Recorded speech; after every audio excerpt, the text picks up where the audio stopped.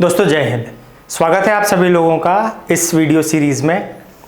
हम लोगों ने भारत का भूगोल विषय की एक वीडियो सीरीज़ को एक बड़े ही अच्छे उद्देश्य के साथ में शुरू किया है, जिसका एक भाग हो चुका है। आप सभी लोगों ने उससे बहुत प्रेम दिया है। आज इसी वीडियो सीरीज़ के अंतर्गत हम लोग आगे बढ़ रहे हैं और बहुत अच्छे डायग्राम के साथ में बहुत अच्छे तरीके से आज वाली क्लास भी हम लोगों की पूरी होने वाली है।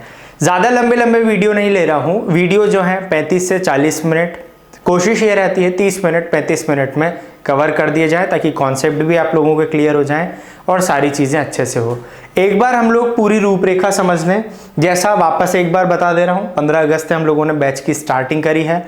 पूरी तरह से फ्री आप लोगों को ये कोर्स मिलने वाला है, जो YouTube के ऊपर अवेलेबल रहने वाला है और ये हमेशा के लिए ही रहने वाला है। तो आप इसकी पूरी प्लेलिस्ट भी बनाई जाएगी, आप इसे कभी भी यहाँ से जो है देख सकते हैं। लेकिन कोशिश ये कीजिए, जैसे जैसे मैं कोर्स कराते जा रहा हूँ, जैसे जैसे वीडियो में आप लोगों को यहाँ क्लासेस के माध्यम से कराते जा रहा हूँ कंप्लीट, आप लोगों की बुद्धि में भी ये समाते जाए और हमेशा के लिए ज्योग्राफी आप लोगों के लिए इस तरीके से हो जाए कि किसी भी स्तर की आप लोग परीक्षा देते हैं, भूगोल से संबंधित प्रश्न अगर आप लोगों का आता है तो वो बिल्कुल भी आप लोगों का बाहर ना हो पाए। चलिए आज के इस टॉपिक की शुरुआत कर रहे हैं। भूगोल विषय के अंतर्गत आज का जो हमारा टॉपिक हो रहा है, ये हो रहा है भारत का सामान्य परिचय। जो सामान्य परिचय होने वाला है, बहुत बढ़िया डायग्राम के साथ में मैं आप लोगों को समझाने वाला हूं। पिछली चर्चा से हम लोग शुरुआत करने जा रहे हैं। पिछले वीडियो में के अंतर्गत हम लोगों ने पढ़ा था भारत की स्थिति को एशिया के संदर्भ में देखा था, महासागरीय संदर्भ में देखा था और पृथ्वी के संदर्भ में देखा था। मैंने आपको बताया था भारत जो है नॉर्थ ईस्ट हेमिस्फीयर यानी कि उत्तरी पूर्वी गोलार्ध में स्थित है। एशिया के संदर्भ में मैंने बताया था साउथ ईस्ट एशिया का पार्ट है इंडिया, यानी कि दक्षिण पूर्वी एशिया का भाग है। और इंडियन ओशियन के संदर्भ में, हिंद महासागर के संदर्भ में देखा था नॉर्थ में, यानी कि उत्तर दिशा में भारत स्थित है। आज हम लोग देखने वाले हैं आज के इस वीडियो में, जैसा थंबनेल में आप लोगों ने पढ़ा होगा, लॉन्गिट्यूडनल एंड लैटिट्यूडनल पोजीशन या लोकेशन ऑफ इंडिया, यानी कि भारत की अक्षांशीय और देशांतरीय स्थिति। बहुत ही सिंपल सा होने वाला है, इससे संबंधित आप लोगों से प्रश्न बिल्कुल बनते हैं। तो शुरुआत कर रहे हैं। सबसे पहला टॉपिक का नाम तो हम लोग देख चुके हैं। जो एकदम बेसिक से शुरुआत कर रहा हूं वो कर रहा हूं क्षेत्रफल से। अगर पूछ लिया जाए भारत का टोटल एरिया कितना है,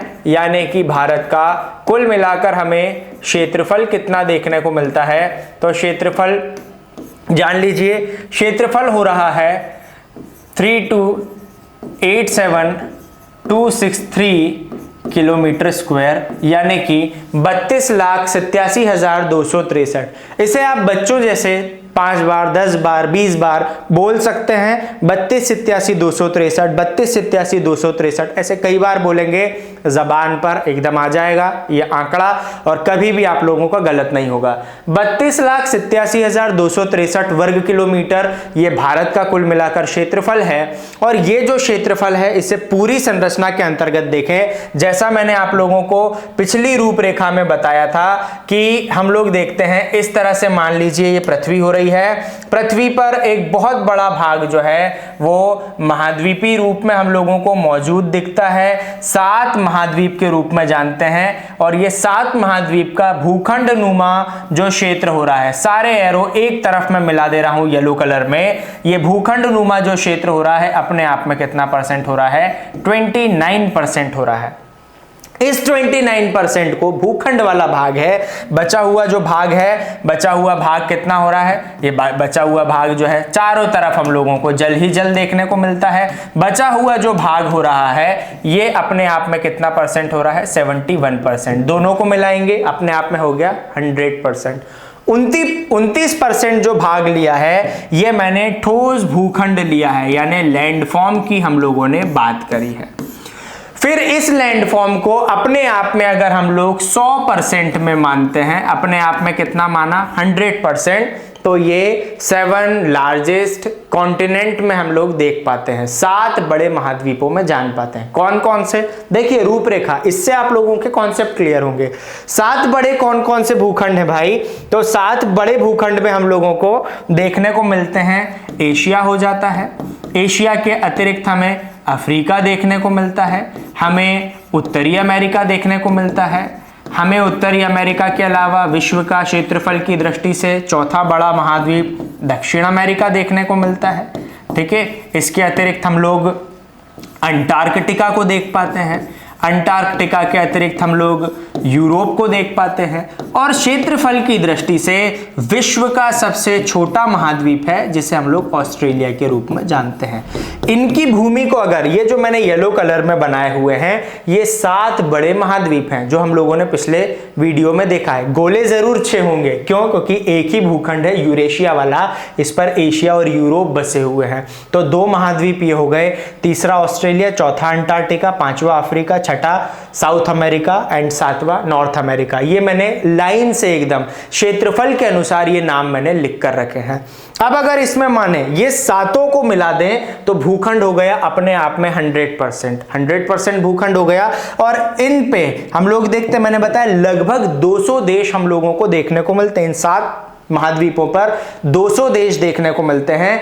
इन 200 देशों में एक छोटा सा देश है जिसे इंडिया के रूप में जाना जाता है, कम क्षेत्रफल है, अपने आप में 100% मान लो तो ओनली 2.42%, अपने आप 100% में पूरे विश्व की कुल भूमि का, ना कि एशिया की भूमि का, विश्व की कुल भूमि का मात्र 2.42% पर 2.42% ये क्षेत्रफल होता है। तो ये पॉइंट भी ध्यान रखिए, यहां पर मैं लिख दे रहा हूं संपूर्ण विश्व के,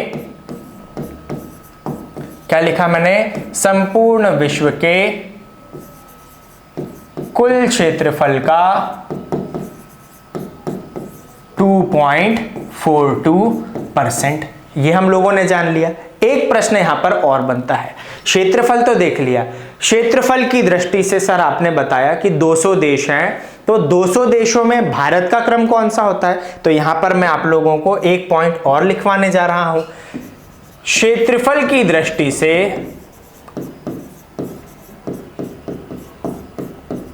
भारत का विश्व में 7वां यानी 7th प्लेस है, 7वां स्थान है। इसे जरा हाईलाइट कीजिए अच्छे तरीके से, कौन सा नंबर हो रहा है? 7th नंबर हो रहा है, 7वां। भारत से बड़े बड़े भी देश हैं, भारत का अपने आप में बहुत बड़ा एरिया है। अरे आप तो जिस राज्य के निवासी हैं, मध्य प्रदेश के निवासी, वही कितना बड़ा है। मध्य प्रदेश तो एक ही राज्य है, 28 राज्य और 8 केंद्र शासित प्रदेशों का समूह है या संघ है भारत, हम लोग जानते हैं।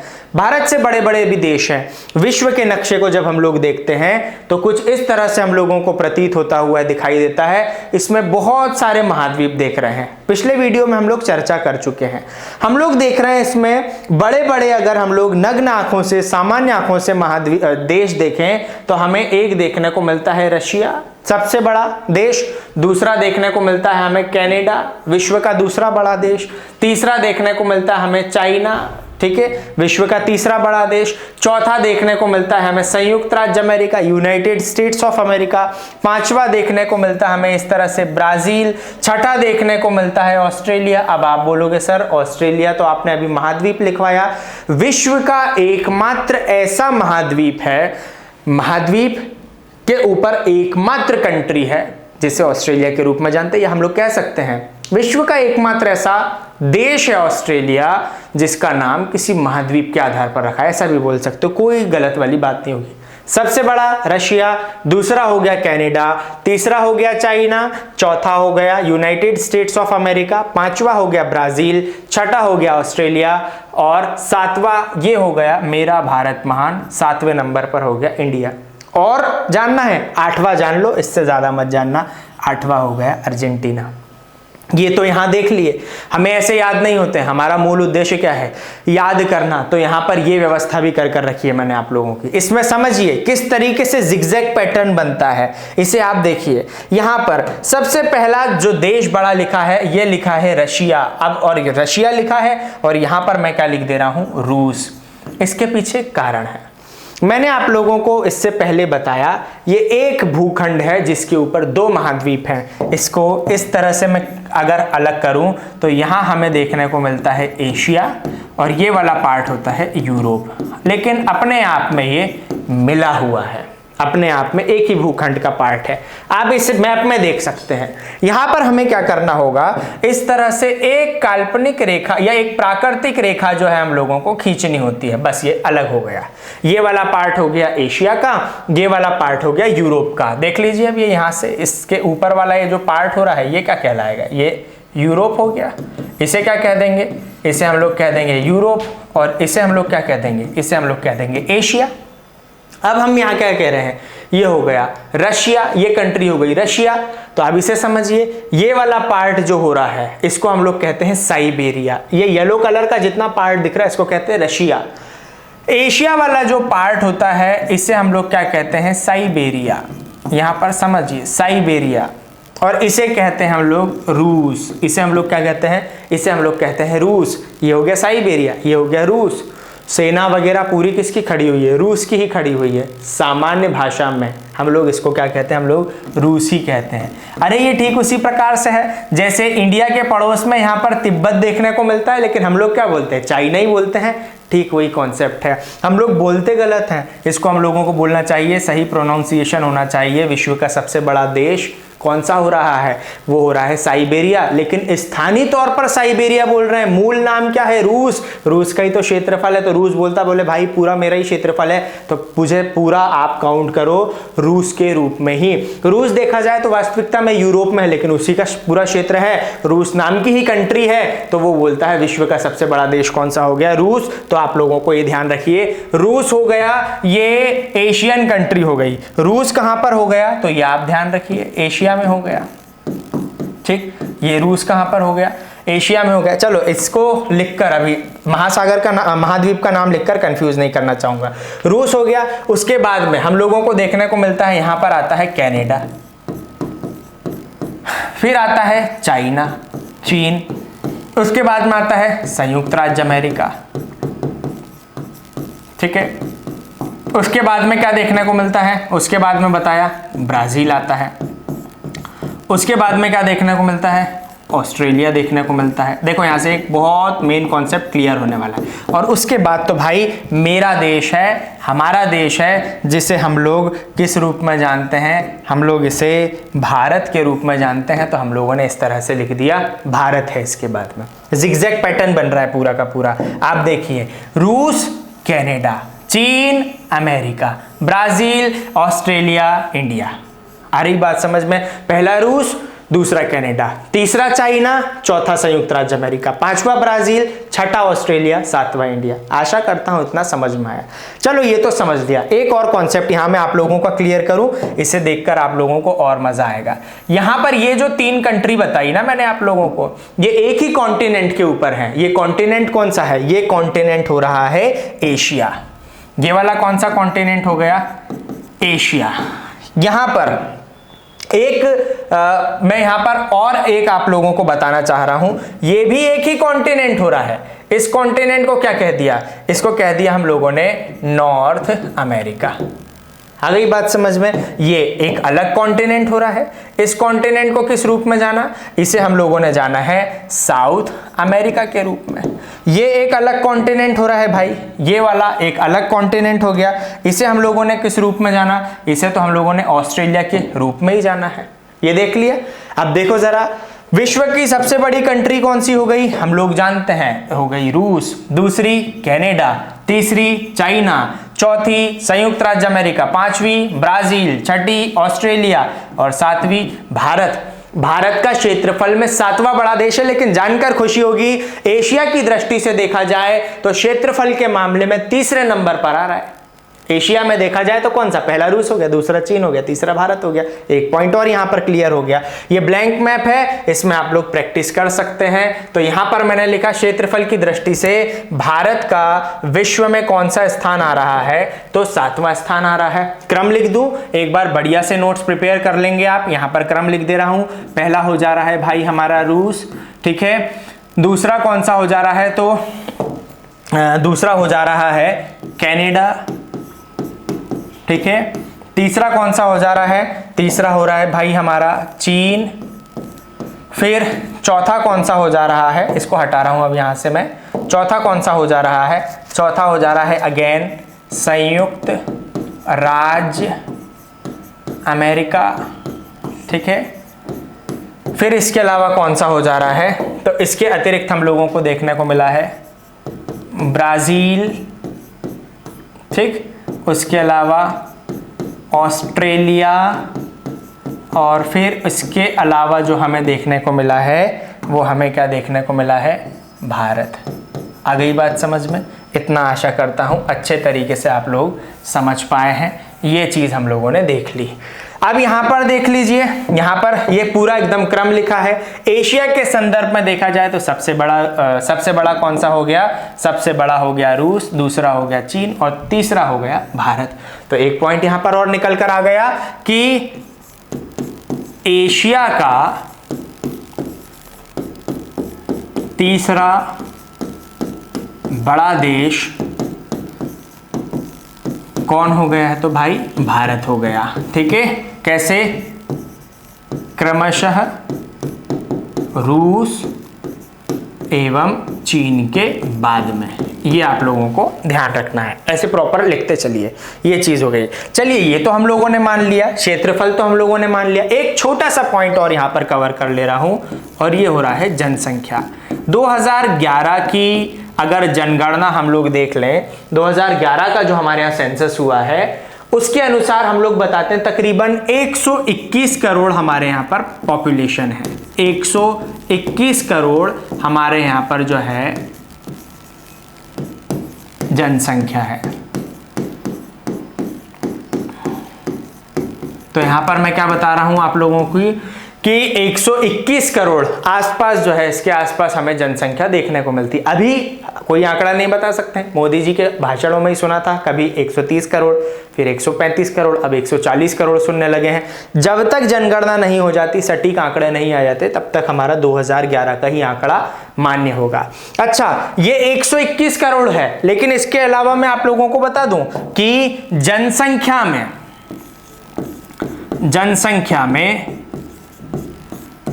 विश्व का दूसरा बड़ा देश। अब देखिए, अब आप में से हो सकता है कोई बोले कि सर चाइना जो है उसने कह दिया है कि हम लोग जो हैं वो आ गए हैं, हमारे यहाँ की पॉपुलेशन कम है और इंडिया की बढ़ चुकी है। हमारे यहाँ जब तक सेंसस नहीं हो जाता, हम लोग ऐसी कोई बात नहीं मानेंगे, चाहे हमारे यहाँ क्या ऑर्गेनाइजेशन ही क्यों ना कह दें। जब तक सेंसस का आंकड़ा नहीं आ जाएगा तब तक हम लोग किसी बात को नहीं मानते हैं, सारी बातों को खारिज करते हैं। जनसंख्या में विश्व का दूसरा बड़ा देश है, चीन प्रथम है 2011 के आंकड़ों के अनुसार। उलझन में उलझने का कोई मतलब नहीं, बहसबाजी करने का कोई मतलब नहीं। जितनी चीज़ें सही आंकड़े जैसे चलते हैं वैसे ही आप लोग चलते चले, फायदे में रहेंगे। सबसे पहली चीज़ ये हो गई। दूसरा टॉपिक हो रहा है भारत की अक्षांशीय देशांतरी स्थिति। अब भारत की अक्षांशीय देशांतर स्थिति को अगर आप लोगों को समझना है, पिछले वाले वीडियो को थोड़ा सा देखना पड़ेगा। थोड़ी बहुत जानकारी मैं आप लोगों को दे रहा हूं। मैंने आप लोगों को बताया था कि पृथ्वी अपने आप में बेटा बहुत ही ज्यादा विशाल है। पृथ्वी अपने आप में क्या है? पृथ्वी अपने आप में बहुत ही ज्यादा विशाल है। पृथ्वी का एक साथ स्टडी करना, अध्ययन करना कोई आम बात, बच्चों का खेल, खिलौने वाला खेल नहीं है। वैज्ञानिकों को जब बोला गया कि आपको पृथ्वी का अध्ययन करना है, पृथ्वी का स्टडी करना है, वैज्ञानिकों के सामने एक बड़ी चुनौती थी। वैज्ञानिकों ने क्या करा, जब हमारे सामने भी बड़ी चुनौती रहती है, हमको स्कूल टीचर या कॉलेज टीचर जब हम लोगों को बोलते थे कि आप लोगों को ये सब्जेक्ट पढ़कर आना है, तो हम पूछते थे सब्जेक्ट तो पढ़ना है, लेकिन क्या पढ़ना है सब्जेक्ट में से, कितनी यूनिट पढ़नी, कितने लेसन पढ़ना है। ठीक उसी प्रकार से वैज्ञानिकों के सामने जब ये चुनौती आई, तो वैज्ञानिकों ने, जैसे हम लोग एक किताब को कई सारी यूनिट में या कई सारी लेसन में बांटते हैं, ठीक उसी प्रकार से वैज्ञानिकों ने पृथ्वी को कई सारे भागों में वर्गीकृत करा। अब ये किताब पर ही कर सकते हैं, ग्लोब पर ही कर सकते हैं। असल में आरी, छैनी, हथौड़ी लेकर नहीं जा सकते हैं ये लोग। इन्होंने भी ग्लोब पर करा। इन्होंने क्या करा, पिछले वीडियो में मैंने बताया है, इन्होंने पृथ्वी के अध्ययन करने के लिए पृथ्वी को सबसे पहले तो इस तरह से दो आधे आधे गोलों में बांट दिया, दो आधे आधे गोलों में वर्गीकृत कर दिया। ये वाली जो रेखा थी, इस रेखा को उन्होंने 0 डिग्री बताया, क्योंकि ये एंगल होता है, ये 0 डिग्री का एंगल हो गया, तो 0 डिग्री बताया। इस 0 डिग्री के ऊपर वाला जो क्षेत्र रहता है, इस ऊपर वाले क्षेत्र को क्या कहा उन्होंने, इस तरीके से आधा गोला हो गया, इसको हम लोग कह सकते हैं आधी पृथ्वी उत्तर दिशा में है, इसलिए इसको क्या कह दिया, इसलिए इसको कह दिया उत्तरी गोलार्ध। इसे क्या नाम दे दिया है, उत्तरी गोलार्ध का। ठीक इस तरह से एक यहां पर ये भूमध्य रेखा या 0 डिग्री हो गई, इसके नीचे एक आधा गोला खींच दिया, इसको नाम क्या दे दिया, इसको नाम दे दिया भाई दक्षिणी गोलार्ध। इसको नाम क्या दे दिया था, दक्षिणी गोलार्ध। ये स्टडी उनको आसान बनाना था इसलिए उन्होंने करा। उसके बाद क्या करा, इस तरीके से दो आधे आधे भागों में बांट दिया, ठीक है, दो आधे आधे गोलों में इस तरह से बांट दिया। एक बार उन्होंने फिर से पृथ्वी को और दो आधे आधे भागों में बांटा, उसके लिए उन्होंने ध्रुवों को आपस में मिलाते हुए एक रेखा खींची, ठीक है। इसे क्या कह दिया, इसे उन्होंने कह दिया है यहां पर 0 डिग्री। अगेन अब आप बोलोगे 90 डिग्री है, इसे भी 0 डिग्री बोला, इसे GMT ग्रीनविच मीन टाइम के रूप में जाना गया, ठीक है। तो यहां पर ये क्या चीज हो रही है, इसे अगेन कहा है 0 डिग्री। इसने क्या करा, इसने पृथ्वी को पुनः दो भागों में वर्गीकृत करा। चलो एक काम करें, इसको हम लोग थोड़ा सा अलग कलर में ले लें जिससे हम लोगों को चीजें और अच्छे तरीके से समझ में आ सकें। इस तरह से इन्होंने एक रेखा खींच ली, इसको भी नाम क्या दे दिया, इसको भी नाम दे दिया बेटा 0 डिग्री का। आ रही है बात समझ में, इसको नाम दे दिया 0 डिग्री का। अब क्या होता है, 0 डिग्री ने क्या करा, ये वाली तो भूमि के एकदम मध्य से खींची थी, तो भूमध्य रेखा, ये इस तरीके से दोनों ध्रुवों को आपस में जोड़ने वाली रेखा, इसे कहा 0 डिग्री। इसने भी दो गोलों को, दो पृथ्वी को दो आधे आधे गोलों में बांट दिया। इसके पूरब की तरफ का आधा गोला कहलाया पूर्वी गोलार्ध, इंग्लिश में बोलेंगे ईस्टर्न हेमिस्फीयर। इसे क्या कहा गया, इसे कहा गया भाई पूर्वी गोलार्ध। इसे क्या कहा गया, पूर्वी गोलार्ध। और इस तरफ जो गोला खींचा गया इसे क्या कहा गया, पश्चिमी गोलार्ध। अब देखो, ज्यादा वैज्ञानिक भाषा में हमें उलझने की आवश्यकता नहीं है, कुछ कॉन्सेप्ट छोटे छोटे क्लियर कर देता हूं, उसे समझिए। ये जो ध्रुवों को आपस में जोड़ने वाली रेखा है ना, इसे ही वैज्ञानिकों के द्वारा क्या कहा गया, देशांतर रेखा। ध्रुवों को आपस में जोड़ने वाली रेखा को, पोल्स को आपस में मिलाने वाली रेखाओं को कहा गया देशांतर रेखा। और यहां पर ये भूमध्य रेखा के पैरेलल जितनी भी रेखाएं खींची गई थी, भूमध्य रेखा के पैरेलल, इनको क्या कहा गया, इन्हें कहा गया बेटा अक्षांश रेखा। इनको कहा गया, यहां पर मैं लिख दे रहा हूं, अक्षांश मतलब होता है लेटीट्यूड, इसको क्या कहा गया, लेटीट्यूड। ये देखो लेटी हुई है तो इसको बोलते हैं लेटीट्यूड। ये लॉन्ग में है, इनको क्या कह दिया, इनको कह दिया लॉन्गिट्यूड। ऐसे भी हम लोग याद कर सकते हैं, ये लॉन्ग में है, इनको कह दिया लॉन्गिट्यूड। अब वैज्ञानिकों ने इनको कुछ बनाया तो कुछ ना कुछ तो कारण होगा। इनका जो कारण था, इनका कारण था देशांतर रेखाओं का जो उपयोग किया गया उनके द्वारा, वो करा गया समय को ज्ञात करने में। अभी देखिए, अभी हम पूरा लॉन्गिट्यूड और लैटिट्यूड वाला टॉपिक नहीं पढ़ रहे, हम लोग केवल इंडिया के लेवल से पढ़ रहे हैं। समय को ज्ञात करने के लिए देशांतर रेखा और दो स्थानों के बीच की दूरी ज्ञात करने के लिए, दूरी ज्ञात करने के लिए क्या खींची गई है, अक्षांश रेखा। आ गई बात समझ में, ये आप लोगों को ध्यान रखना है। ये छोटा सा मैंने बता दिया, बस इसके अलावा कुछ नहीं बता रहा हूं। लॉन्गिट्यूड लैटिट्यूड एक छोटा सा कॉन्सेप्ट क्लियर कर रहा हूं, करने की भी जरूरत नहीं, आप समझदार हैं, आप खुद जानते हैं। उत्तरी गोलार्ध है, उत्तरी गोलार्ध में जितनी भी अक्षांश रेखाएं खींची जाएंगी उन्हें क्या कहेंगे, उत्तरी अक्षांश। उन्हें क्या कहेंगे, उत्तरी अक्षांश, ठीक है।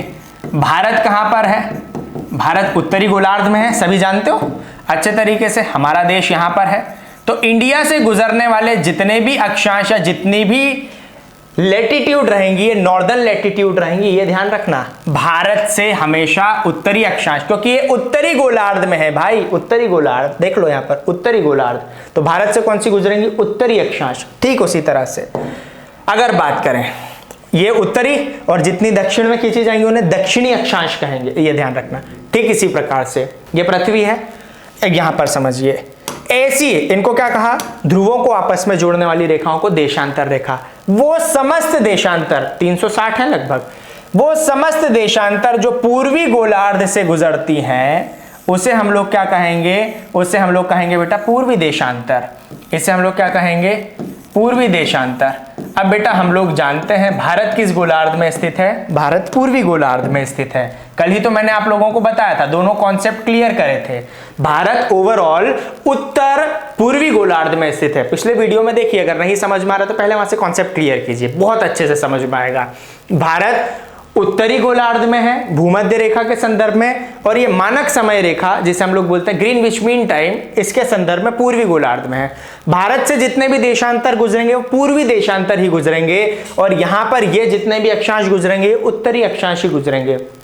आप लोगों से लोकेशन पूछी जाती है कि भारत कौन से अक्षांशों और कौन से देशांतरों के बीच में स्थित है, पूछा जाता है। अरे आप लोगों का घर होगा, कैसा भी घर होगा किसी भी दिशा में, तो ये तो पूछा जाता है जब आप लोग देखते हैं मेजरमेंट करते हैं, तो आप लोगों के लिए सहूलियत रहती भाई कि ये हमारा क्षेत्र है, आस पड़ोसियों से झंझट ना हो, हमारे भी आस पड़ोसी हैं देश में, उनसे झंझट ना हो, इसलिए हम लोगों ने लॉन्गिट्यूडनल लैटिट्यूडनल पोजीशन खींच कर रखी है। हम लोगों को पता होना चाहिए कि ये हमारा क्षेत्र है।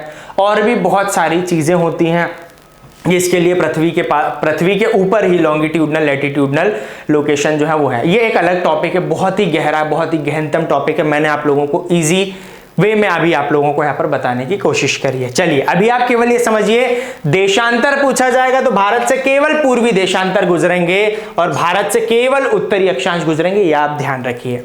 अब ये जो डिग्री रहती हैं, इन डिग्रियों के माध्यम से ही हम लोग देखते हैं। जैसे देखिए यहाँ पर आप लोगों से जब प्रश्न पूछा जाता है भारत कौन से दो अक्षांशों के बीच में स्थित है, तो सबसे पहले अक्षांश यहाँ पर लिख क्या दे रहा हूं बेटा, मैं सबसे पहले मैं लिख दे रहा हूं अक्षांश। अब बच्चों को तीन चीजें अच्छे तरीके से क्लियर है।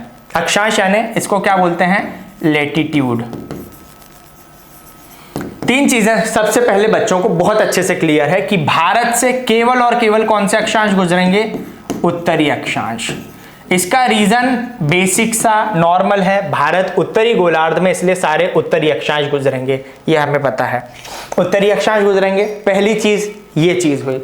दूसरी चीज, अक्षांश रेखाएं हमेशा इस तरह से खींची जाती हैं, ये आप लोगों को ध्यान रखना है। अक्षांश रेखाओं का उपयोग दो स्थानों के बीच दूरी ज्ञात करने के लिए किया जाता है। यहां पर मैं लिख भी दे रहा हूं, दूरी ज्ञात करने में इनका उपयोग किया जाता है, ये लिख दिया है मैंने। और इसको जो है इसको यहां अच्छा से रखना पड़ेगा, ठीक है। चलिए इसको यहां पर इसको ले लेते हैं हम लोग। चलो ये यहीं लिखे रहने दो थोड़ा सा, नहीं तो यहाँ समस्या आ जाएगी स्लाइड में, पीपीटी में थोड़ा सा समस्या आ जाएगी नहीं तो।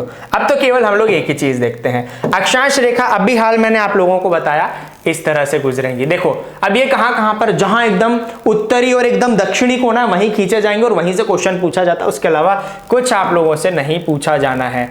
देखिए यहाँ पर एक ये खींच दी और एक हम लोग पूरा दक्षिण वाला क्षेत्र है, इसको हम लोग यहाँ ले लेंगे, ये हो गई, ठीक है।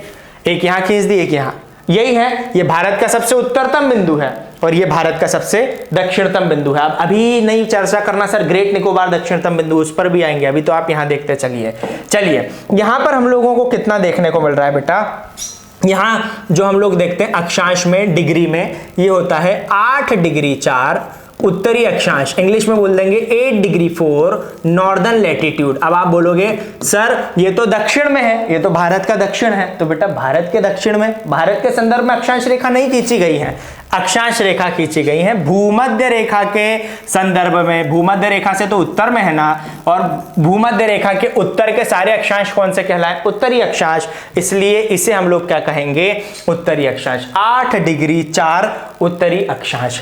यहां पर कितना हो जाएगा, 37 डिग्री 6 नॉर्दर्न लैटिट्यूड, यानी कि 37 डिग्री 6 उत्तरी अक्षांश। एक हम लोगों ने चीज ये ध्यान रखी, ये हो गया अक्षांश। फिर हम लोगों ने एक और चीज क्या पढ़ी थी, इसी के पड़ोस में हम लोगों ने पढ़ा था देशांतर भी, यानी कि लॉन्गिट्यूड। और लॉन्गिट्यूड के बारे में बच्चे तीन चीजें फिर से अच्छे से जानते हैं, भारत से केवल पूर्वी देशांतर गुजरेंगे, क्या बताया मैंने, भारत से केवल और केवल पूर्वी देशांतर गुजरेंगे। लॉजिक क्या है भाई, इस तरह से ध्रुवों को आपस में, पोल्स को आपस में मिलाने वाली रेखा लॉन्गिट्यूड कहलाती है, देशांतर कहलाती हैं। दो आधे आधे गोलों में बांटा है, पूर्वी गोलार्ध पश्चिमी गोलार्ध, eastern hemisphere western hemisphere. Bharat कहाँ है, पूर्वी में है। पूर्वी गोलार्ध में कौन सी रेखाएं खींची जा रही, पूर्वी देशांतर, तो स्वाभाविक सी बात है भारत से केवल और केवल पूर्वी देशांतर गुजरेंगे, तो यहां लिखा है भारत से केवल पूर्वी देशांतर गुजरेंगे। देशांतर हमेशा कैसी रेखाएं होती हैं, इस तरह से ध्रुवों को आपस में जोड़ने वाली। और इनका उपयोग क्यों किया जाता है? इनका उपयोग किया जाता है टाइम ज्ञात करने में, यानी समय ज्ञात करने में। ये भी आप लोग आशा करता हूं अच्छे से समझ चुके होंगे। ये रेखाएं भी केवल कोने कोने पर खींची जा रही हैं। देखिए ये क्या होती है? लॉन्गिट्यूडनल पोजीशन है। इसे भी आप लोग जरा ध्यान रखिए बेटा। ये इस तरह से हम जान रहे हैं भारत का सबसे कोना यही दिख रहा है, इस तरह से दिख रहा है। एक कोना ये हो गया और एक कोना यहाँ पर ये हो गया। इसे हम लोगों ने जान लिया। दोनों कोने जान लिए। ये वाला कौन सा हो रहा है? इसे बोलते हैं 68 डिग्री 7 मिनट ईस्टर्न लॉन्गिट्यूड, यानी पूर्वी देशांतर। इसको ऐसा बोलते हो 68 डिग्री 7 मिनट पूर्वी देशांतर। पूर्व आप बोलोगे सर पश्चिम में है, तो मैंने आपको बताया पश्चिम नहीं देखना है भाई। यहां पर हमें क्या देखना है? हमें देखना है कि भारत पूर्वी गोलार्ध में है, तो भारत से कौन से देशांतर गुजरेंगे? पूर्वी देशांतर। तो यहां पर इसलिए हम लोगों ने इसे क्या लिख कर रखा है? हमने लिखा है 68 डिग्री 60 मिनट पूर्वी देशांतर। ठीक, यहां क्या लिखेंगे? 97 डिग्री 25 मिनट ईस्टर्न लॉन्गिट्यूड, यानी पूर्वी देशांतर। ये चार चीजें हम लोगों को देखने को मिल रही है। ये दो अक्षांश हैं, ये दो देशांतर हैं, इसके बीच में हमारा भारत देश जो है ये स्थित है। अब जब हम लोग पढ़ेंगे सामान्य परिचय, तब मैं आप लोगों को पूरा बेसिक से बताऊंगा कहां पर कौन सा राज्य है, कौन सा केंद्र शासित प्रदेश है, वहां समझाऊंगा, याद भी कराऊंगा। अभी डायरेक्ट बता रहा हूं तो आप लोग उसे देख लीजिए, बहुत सारे बच्चों को पता भी होगा। जैसे अगर हम लोग बात करें, ये वाला जो क्षेत्र देखने को मिल रहा है, ये वाला क्षेत्र जम्मू कश्मीर, लेकिन वर्तमान के लद्दाख के रूप में जाना जा रहा है। वर्तमान के लद्दाख के ये वाला जो क्षेत्र है ये गुजरात के रूप में जाना जा रहा है। ये वाला जो क्षेत्र है ये अरुणाचल प्रदेश के रूप में जाना जा रहा है। और ये वाला जो क्षेत्र है ये तमिलनाडु के रूप में जाना जा रहा है। ये भारत के चार एकदम कोने वाले बिंदु हैं। ये भारत का एकदम उत्तरी बिंदु यानी नॉर्थ पॉइंट है। ये भारत का एकदम ईस्ट पॉइंट है, एकदम पूर्वी बिंदु है। ये साउथ पॉइंट है, दक्षिणी बिंदु है। और ये एकदम पश्चिमी बिंदु है। ये भी पूछ लिए जाते हैं। भारत का उत्तरी बिंदु कहां पर स्थित है? लद्दाख में स्थित है। भारत का पूर्वी बिंदु कहां पर स्थित है? अरुणाचल प्रदेश में स्थित है। दक्षिणी बिंदु तमिलनाडु में स्थित है। पश्चिमी बिंदु गुजरात में स्थित है। अब ये राज्य केंद्र शासित प्रदेश आगे वाले वीडियो में समझाऊंगा, अभी देखते चलिए। ये चीज है, स्थानीय आधार पर इनके नामांकन कर दिए गए हैं। इनको अलग अलग नामों से इन बिंदुओं के नाम रखे गए हैं। क्या बिंदुओं के नाम है देखें, चलो इसे हाईलाइट कर कर येलो कलर से लिख रहा हूं। जैसे ये वाला जो उत्तरी बिंदु है इसे हम लोग इंदिरा कोल के रूप में जानते हैं। इसे क्या कहते हैं? इंदिरा कोल। उत्तरी, कई बार प्रश्न पूछा गया इंदिरा कोल कहां पर स्थित है। उस समय खैर जम्मू कश्मीर पूरा राज्य ही हुआ करता था, विशेष राज्य का दर्जा भी प्राप्त था। जम्मू कश्मीर डायरेक्ट लगा देते थे। आज याद रखना लद्दाख में स्थित है, लेकिन लद्दाख ऑप्शन ना मिले बिल्कुल जम्मू कश्मीर लगाओगे। इंदिरा कोल कहां पर है? लद्दाख में। वास्तविकता देखा जाए तो पीओके वाला क्षेत्र है। ज्यादा कहानियों में नहीं उलझाता हूं, नहीं तो थोड़ा सा कठिन लग सकता है आप लोगों को। इंदिरा कोल कहां है? लद्दाख में स्थित है। नेक्स्ट, तमिलनाडु में भारत का दक्षिणी बिंदु है। इसे किस नाम से जाना जाता है? तो इसे हम लोग केप ऑफ कैमोरीन के रूप में जानते हैं। इसे हम लोग केप ऑफ कैमोरीन के रूप में जानते हैं। पूर्वी बिंदु जो है इसे किस नाम से जाना जाता है? इसे हम लोग वालांगू या किबिथु, इसके दो नाम रखे हैं, वालांगू या किबिथु के रूप में इसे जाना जाता है। अरुणाचल प्रदेश में है। और गुजरात वाला जो बिंदु है इसे हम लोग सरक्रीक या कई जगह हम लोग लिखा हुआ देखते हैं गोहर मोती। दो नाम देकर रखे हैं इसे, सरक्रीक या गोहर मोती के रूप में इस बिंदु को हम लोग जानते हैं। डायरेक्ट भी प्रश्न पूछा जा सकता है, सरक्रीक कहां पर है? तो वो गुजरात में है। गोहर मोती गुजरात में है। इंदिरा कोल कहां पर है? इंदिरा कोल स्थित है भाई लद्दाख में। वालांगू या किबिथु कहां पर है? अरुणाचल प्रदेश में। और केप ऑफ कैमोरीन कहां पर स्थित है? तो तमिलनाडु में। एक पॉइंट आता है ग्रेट निकोबार। ग्रेट निकोबार अब क्या चीज होती है ये वाला पॉइंट में जब मैं द्वीप पढ़ाऊंगा तब बहुत अच्छे तरीके से समझाऊंगा, अभी उसका कोई मतलब नहीं है। लेकिन ध्यान रखिए समुद्र में भी भारत का क्षेत्र है, उसमें मैं आप लोगों को बताऊंगा। ये चीज हो गई। अक्षांश देशांतर अगर हम लोग पढ़ रहे हैं, एक अक्षांश और एक विशेष देशांतर हम लोग और देख लेते हैं। समय ज्ञात करने के लिए यहां देखा समय ज्ञात करने के लिए हम लोग देशांतर रेखाओं का उपयोग करते हैं। समय ज्ञात करने में देशांतर रेखाओं का उपयोग करते हैं। 68 डिग्री 7, 97 डिग्री 25, बहुत सारी गुजरती हैं। 68, 69, 70, 71, 72, 73, 74, ऐसे करते करते 90, 91, 92, 93, 94, 95, 96, 97। इतनी सारी रेखाओं में से हम लोग किस को हम लोग माने, कौन सी रेखा को हम लोग भारत की मानक समय रेखा माने? बहुत बड़ा हम लोगों के सामने टास्क था। हम लोगों ने बीच की एक रेखा निर्धारित करी जिसे हम लोग 82.5 यानी 82.5 डिग्री पूर्वी देशांतर, क्योंकि पता है पूर्वी देशांतर गुजरते हैं, 82.5 डिग्री पूर्वी देशांतर को हम लोगों ने मानक समय रेखा माना है। ये आएगी कहाँ से? वही ध्रुव को, उत्तरी ध्रुव को दक्षिण ध्रुव जोड़ते हुए ऐसे आएगी, यहाँ से 82.5 82.5 डिग्री, 50 नहीं लिखेंगे 30 लिखेंगे, 82.5 डिग्री पूर्वी देशांतर। ठीक है, इसको हम लोगों ने मान लिया है मानक समय रेखा IST यानी कि इंडियन स्टैंडर्ड टाइम, हिंदी में बोल देंगे मानक समय रेखा। प्रश्न पूछा जाता है ये मानक समय रेखा जो है इसका भारत में प्रवेश कहां से होता है? आपकी जानकारी के लिए बता दूं, आती ऊपर से है, भारत में इस तरह से इसकी एंट्री होती है, यहां से इस तरह से ऐसे होते हुए नीचे की तरफ चली जाती है। ये होती है 82.5 डिग्री पूर्वी देशांतर। ठीक है, इसको हम लोग एक अलग कलर भी कर देते हैं और अच्छे से समझ में आएगा। ये हो गई 82.5 डिग्री पूर्वी देशांतर। अच्छा, इसकी एंट्री कहां से हो रही है? इस बिंदु से हो रही है, और इस बिंदु पर भारत का कौन सा स्टेट है? इस स्टेट को जानते हैं उत्तर प्रदेश के रूप में। उत्तर प्रदेश में स्पेसिफिक कौन सा ऐसा प्लेस है जहां से आ रही है? तो याद रखिए, इलाहाबाद का नैनी, मैं क्या लिख दे रहा हूं, नैनी इलाहाबाद, जिसे वर्तमान में प्रयागराज के रूप में जाना जा रहा है, या फिर हम लोग इसे मिर्जापुर के रूप में लिख सकते, कई जगह भाई मिर्जापुर। यहां एक बात बताना चाहूंगा, ऑप्शन में एक ही मिलेगा, बिल्कुल संशय में नहीं रहना है। दोनों अगर ऑप्शन में आ गए, इतनी घटिया किस्मत हम ही लोगों की नहीं होगी कि हमसे ऐसे प्रश्न पूछा जाए। नैनी या मिर्जापुर जो मिले वो ठीक है। उत्तर प्रदेश के बाद कौन से राज्य में जाती है? तो उत्तर प्रदेश के बाद मध्य प्रदेश में, मध्य प्रदेश का एकमात्र जिला सिंगरौली जहां से गुजरती है। उसके बाद में छत्तीसगढ़ मध्य प्रदेश से अलग करके बनाया गया। इसके अलावा उड़ीसा राज्य है और इसके अलावा आंध्र प्रदेश है।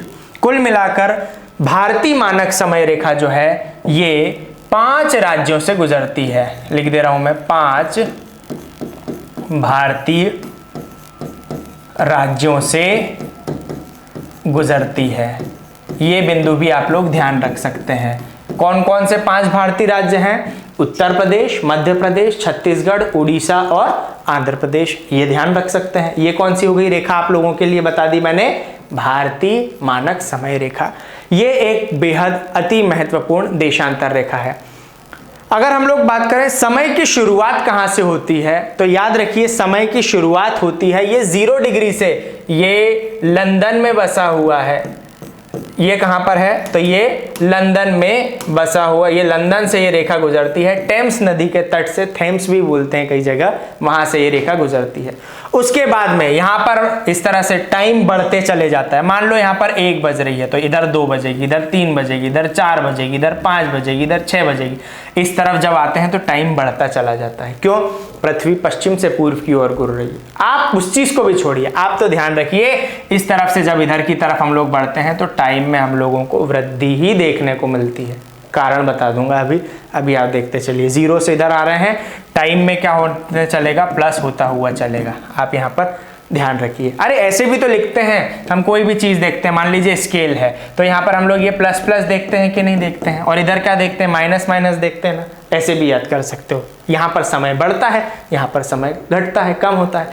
BC AD हम लोगों ने इसी तरह से पढ़ा है। चलिए देख रहे हैं भारत का समय जो है ये 0 डिग्री जो लंदन से गुजर रही है, इसको क्या बोला जाता है? इसको बोलते हैं GMT यानी ग्रीनविच मीन टाइम। तो कई बार पूछा जाता है भारत का जो समय है ये GMT से कितना आगे है, तो याद रखिए 5.5 घंटे आगे है। यहां पर मैं लिखवा दे रहा हूं, भारत का समय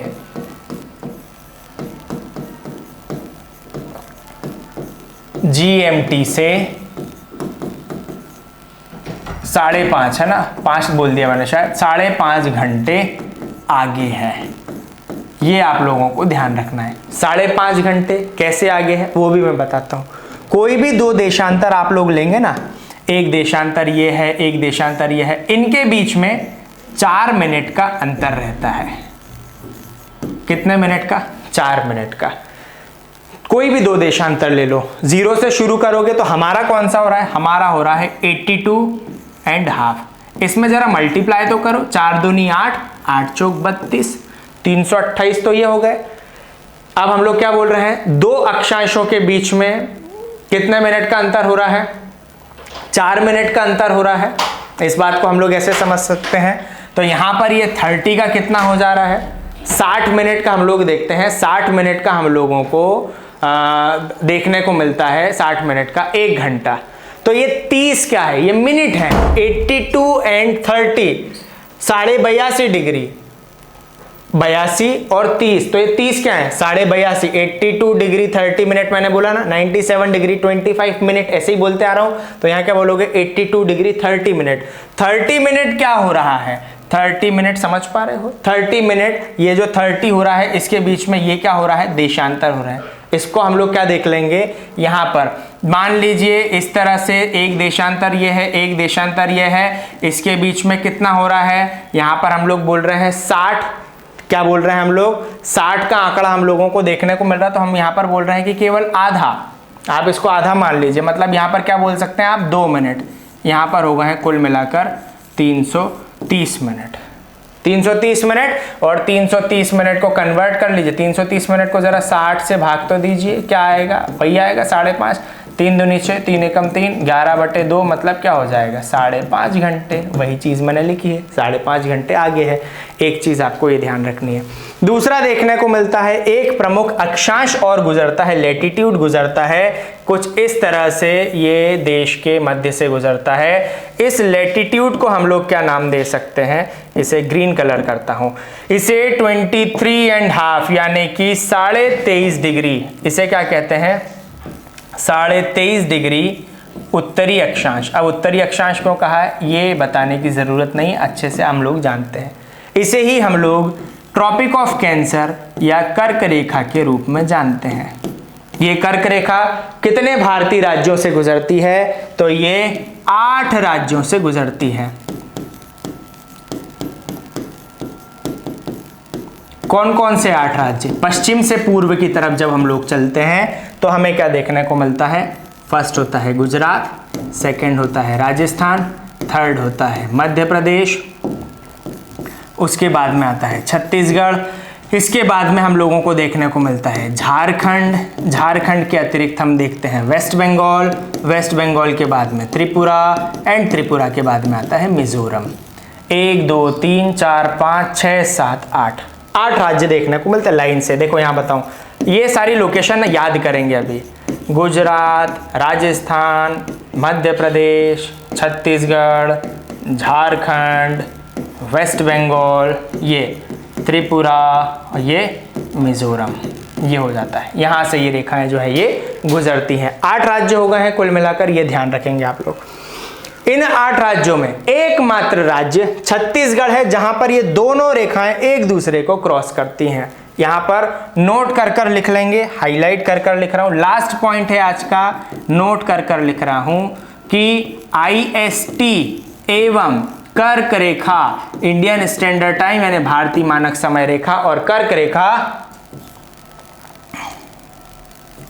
छत्तीसगढ़ में जगह के अभाव के कारण छोटे छोटे में लिख रहा हूं, छत्तीसगढ़ में एक दूसरे को